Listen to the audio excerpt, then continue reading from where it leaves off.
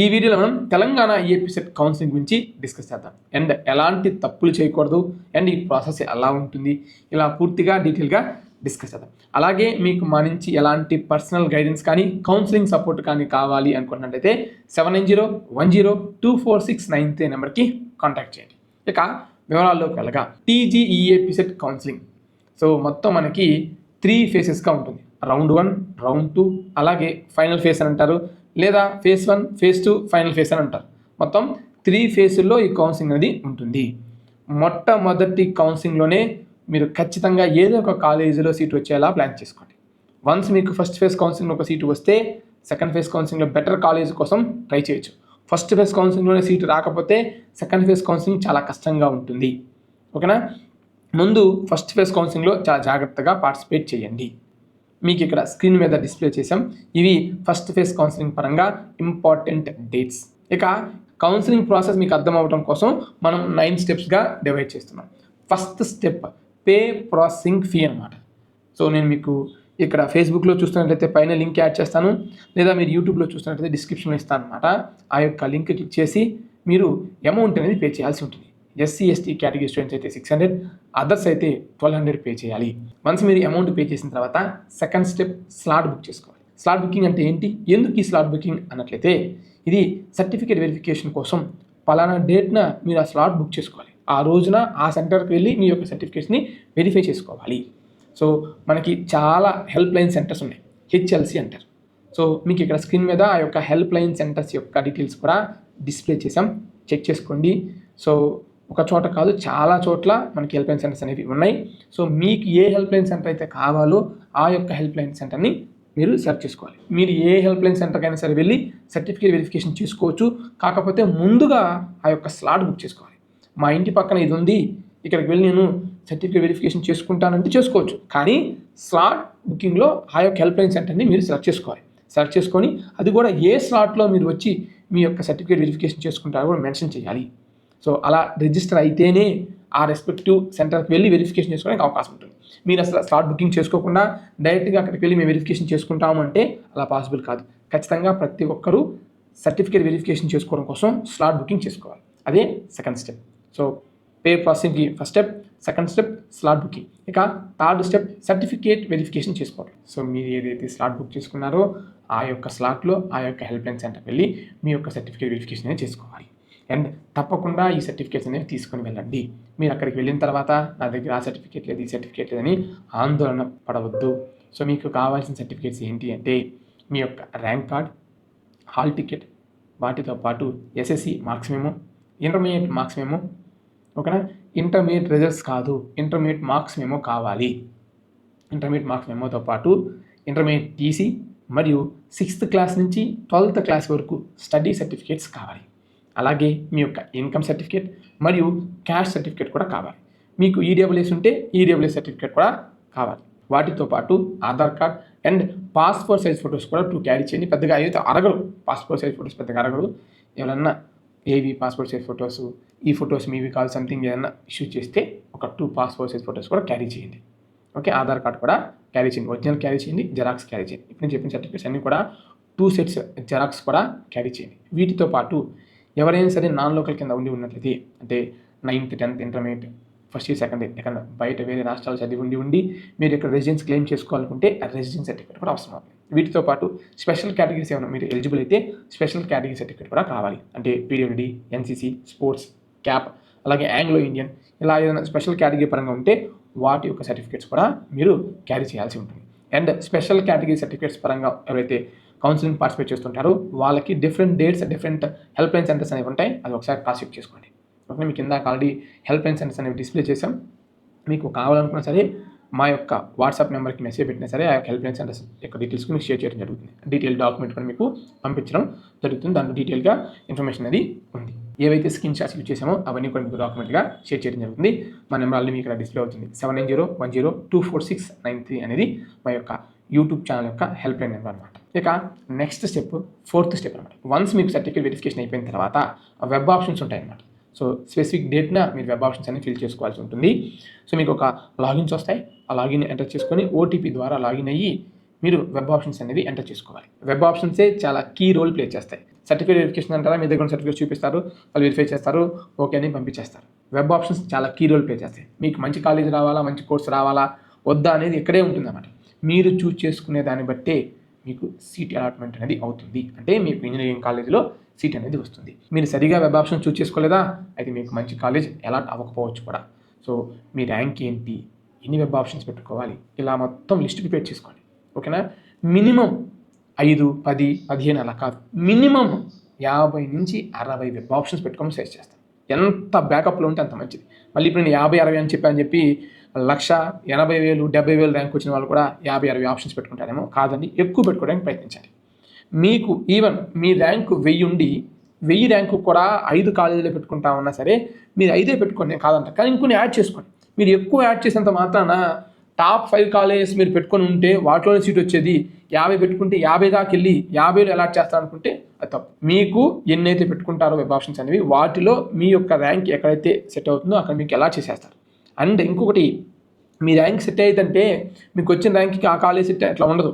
ఎవరైతే web option choose చేసుకుంటూ ఉంటారో, ఓకేనా, ఒక కాలేజ్ ఉంది, మహేష్ యూనివర్సిటీ అని ఒక కాలేజ్ ఉంది. మహేష్ యూనివర్సిటీ కాలేజ్కి ఒక 5 సీట్లు ఉన్నప్పుడు 5 సీట్లలో 50వ ర్యాంకు, 55వ ర్యాంకు, 75వ ర్యాంకు ఉన్నాయి. ఇక రిమైనింగ్ 1,05,000 ర్యాంకు, 1,05,000 ర్యాంకు చూస్ చేస్తున్నాం అనుకోండి, 5 సీట్లకు 5కి ఇచ్చేస్తారు. ఓకేనా? అదేంటి 50కి 55, 75 వాళ్ళకి ఇచ్చి వీళ్ళకి ఇస్తారంటే అట్లా ఉండదు. ఎవరైతే చూస్ చేసుకుంటారో ఆ చూస్ చేసుకున్న వాళ్ళు టాప్ ర్యాంకర్స్ అవుతుంటారో వాళ్ళకి సీట్ అలాట్మెంట్ అనేది జరుగుతుంది. అండ్ అందులో రిజర్వేషన్స్ అని, ఓకే, ఫీమేల్ కేటగిరీ పరంగా కానీ ఇవన్నీ అప్లికేబుల్ అవుతాయి. వాటితో పాటు మీకు అలాట్మెంట్ అవుతుంది. మీరు ఒక 50 పెట్టుకుంటే 50లో ఫస్ట్ 5 అయితే మాకు కావాలి, ఇంకా ఆ తర్వాత మనం పెట్టుకుంటే అవి అలాట్ చేస్తారు అనుకుంటే మీకు అసలు ఏ ఆప్షన్ కూడా అలాట్ అవ్వకపోవచ్చు. ఫస్ట్ ఫేజ్ కౌన్సిలింగ్ మీకు సీట్ వచ్చిందనుకోండి, మీరు చాలా సేఫ్ గేమ్ ఆడవచ్చు. Second phase counselling better college కోసం ట్రై చేయొచ్చు. If in case second phase counselling seat రాలేదా, అట్లీస్ట్ మనకి ఫస్ట్ ఫేజ్ కౌన్సిలింగ్ సీట్ అనేది ఉంటుంది. అండ్ ఇంకొక పాయింట్ గుర్తుపెట్టుకోండి, ఒక 100 సీట్లు ఉన్నాయి అనుకోండి, మహేష్ ఇంజనీరింగ్ కాలేజీలో 100 సీట్లు ఉన్నాయి. ఓకే, ఫస్ట్ ఫేజ్ కౌన్సిలింగ్లో 100 సీట్లకి అప్లై చేసుకుంటారు, అక్కడ మీకు కొంచెం సీట్ వచ్చే అవకాశం ఉంటుంది.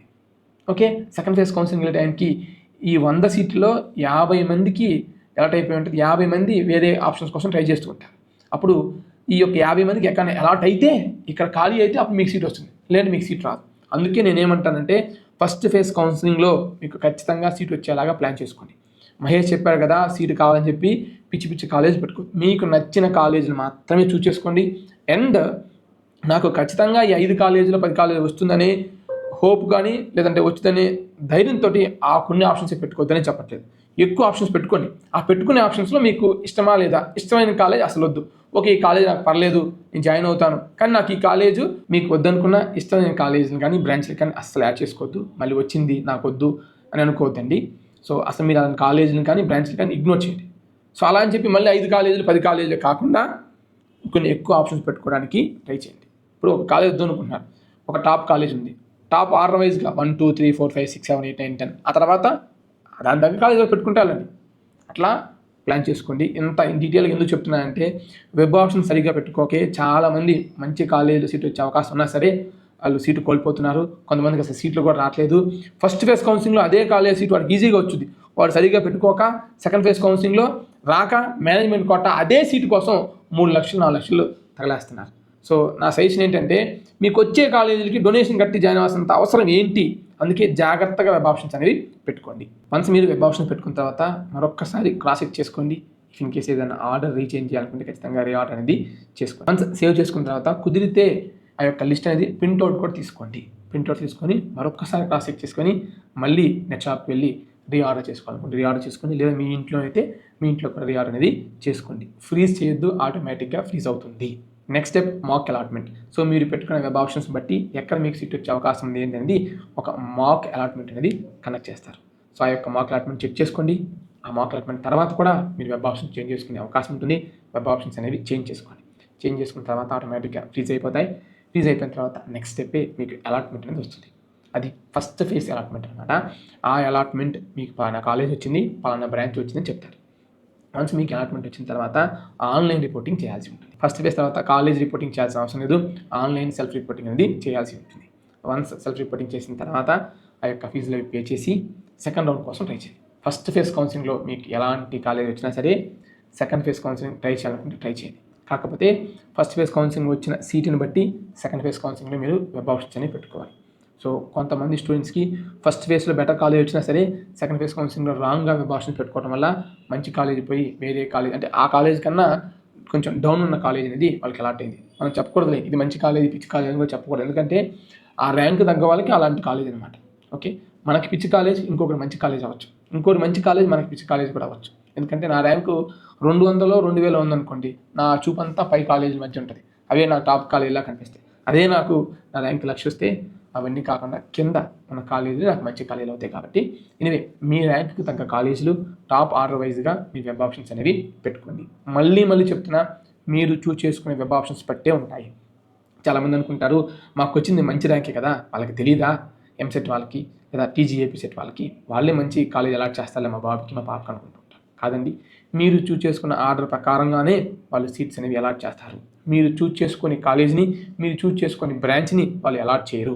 అయ్యో పాపం బాగా కష్టపడి చదువుకున్నారు 2 years అని చెప్పి ఆలోచన ఏముండదు. మీరు ఏ ఆర్డర్లో పెట్టుకున్నారు ఆ ఆర్డర్కి, సో ఎవరెవరు ఆ కాలేజీలో ట్రై చేస్తున్నారు, ఆ కాలేజీ ట్రై చేస్తున్న వాళ్ళలో రిజర్వేషన్స్ ఇవన్నీ అప్లికబుల్ అయ్యి మీకు కానీ ఆ కాలేజీలో సెట్ అయితే ఆ కాలేజ్ అలాట్ చేస్తారు. Set in the sense of మీ ర్యాంక్కి సెట్ అయితే అలాట్ చేస్తారు. ఏ కాలేజీకి కూడా 5000తో క్లోజ్ అవ్వాలి, 2000తో క్లోజ్ అవ్వాలి, 3000తో క్లోజ్ అవ్వాలని రూల్ ఉండదు. నేను మీకు ఇందాక ఎగ్జాంపుల్ చెప్పినట్టుగా మళ్ళీ రిమైండ్ చేస్తున్నాను. ఒక ఫేమస్ కాలేజ్ పేర్లు చెప్పకూడదు అనుకున్నా కానీ పేర్లు చెప్తాను చూడండి. Suppose JNTU university Kukatpally locate అయింది కదా, ఆ యూనివర్సిటీ సీట్లు 5 ఉన్నాయి. 5 ఉన్నప్పుడు ఫస్ట్ సీటు అంటే 5 ఉంది, అప్లై చేసింది కూడా 5 అప్లై చేశారు, లేదా 6 అప్లై చేశారు. ఇది కూకట్పల్లిలో ఉన్న JNTUకి 6 అప్లై చేశారు 5 సీట్లోనే. అప్పుడు ఒకటికి ర్యాంకు 50, ఒకటికి 70, ఒకటికి 90 ఉంది. 50, 70, 90. ఇక రిమైనింగ్ ముగ్గురికి, ఒకరికి 1,05,000, ఒకరికి 6,000, ఒకరికి 7,000. సో వీళ్ళు ఎవరైతే ఉన్నారో వాళ్ళ యొక్క రిజర్వేషన్స్ అన్నీ కూడా సేమ్ అనుకున్నప్పుడు ఈ యొక్క 50, 70, 90, 1,05,000, 6,000 సీట్ ఇస్తారు. 1,07,000 పర్సన్కి సీట్ అనేది ఇవ్వరు. ఇక సెకండ్ ఫేజ్ కౌన్సిలింగ్ వచ్చినప్పుడు ఈ యొక్క 1,05,000 ఎవరైతే ఉన్నారో అతను నాకు ఈ కాలేజ్ కాదు, నాకు ఇంకా బెటర్ కాలేజ్ వస్తుంది, నాకు ఫస్ట్ ఫేజ్లోనే వచ్చింది కాబట్టి ఇంకా బెటర్ కాలేజ్ వస్తుందని చెప్పి సెకండ్ ఫేజ్ కౌన్సిలింగ్లో కానీ ఏదైనా ఆర్డర్ మిస్ మ్యాచ్ పెట్టుకున్నాను అనుకోండి, అతనికి కానీ సెకండ్ ఫేజ్ కౌన్సిలింగ్లో వేరే కాలేజ్లో సీట్ అలాట్ అయిందంటే ఆటోమేటిక్గా ఫస్ట్ ఫేజ్ కౌన్సిలింగ్ సీట్ అనేది పోతుంది. Once first phase counselling seat పోయింది అంటే, ఇక్కడ సీట్ ఖాళీ అయిందంటే వేరే పర్సన్కి అలాట్ అవుతుంది. అయ్యా తూచు నాకు ఫస్ట్ ఫేజ్ కౌన్సిలింగ్ సీటే కావాలి, నాకు సెకండ్ ఫేజ్ కౌన్సిలింగ్ సీట్ వద్దు అనుకుంటే కుదరదు. వన్స్ మీకు క్యాన్సిల్ అయింది అంటే మళ్ళీ అలాట్ అవ్వకపోవచ్చు. అలాట్ అంటే సెకండ్ ఫేజ్ కౌన్సిలింగ్లో కాకుండా థర్డ్ ఫేజ్ కౌన్సిలింగ్ మళ్ళీ ట్రై చేయాలి. ఆ థర్డ్ ఫేజ్ కౌన్సిలింగ్లో అక్కడ సీట్ ఉంటే మీకు అలాట్ అవుతుంది. ఫస్ట్ ఫేజ్ కౌన్సిలింగ్లో మీకు సీట్ ఉండి second phase counselling seat allot అయితేనే ఫస్ట్ ఫేజ్ కౌన్సిలింగ్ సీట్ అనేది పోతుంది. Second phase counselling seat allot అవ్వకుండా ఫస్ట్ ఫేజ్ కౌన్సిలింగ్ సీట్ అనేది పోదు. ఎనివే ఈ యొక్క ఫేజ్ల పరంగా కానీ కౌన్సిలింగ్ పరంగా కానీ మీకు ఎలాంటి డౌట్స్ అయినా సరే కామెంట్ సెక్షన్లో కామెంట్ చేయండి. లేదా మా నుంచి మీకు పర్సనల్ గైడెన్స్ అండ్ అసిస్టెన్స్ కావాలనుకుంటే 7901024693 నెంబర్కి కాంటాక్ట్ చేయండి. Thanks for watching.